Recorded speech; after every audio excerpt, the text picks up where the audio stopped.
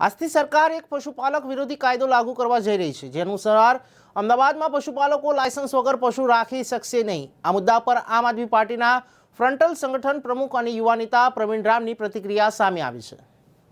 ગુજરાતની ભાજપ સરકાર ગુજરાતના માલધારી સમાજ અને પશુપાલકોના વિરુદ્ધમાં કાયમી માટે રહી છે અને એમના ભાગરૂપે ગુજરાતની ભાજપ સરકારે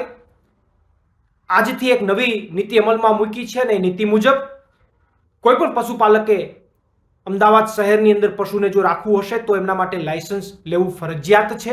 અને આ લાયસન્સના નિયમોમાં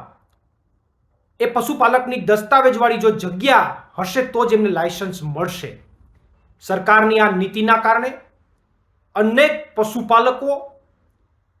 જે જીવન નિર્વાહ ચાલે છે એમના પેટ ઉપર પાટું લાગવાની છે અને સાથે સાથે અનેક પશુઓ પણ હેરાન થવાના છે। ત્યારે મારી સરકાર પાસે માગણી છે કે આ દસ્તાવેજવાળી જગ્યાના પુરાવાની સાથે સાથે ઓપ્શનલમાં અન્ય પુરાવાઓને ધ્યાનમાં લઈને પણ એમને લાયસન્સ આપવા જોઈએ અને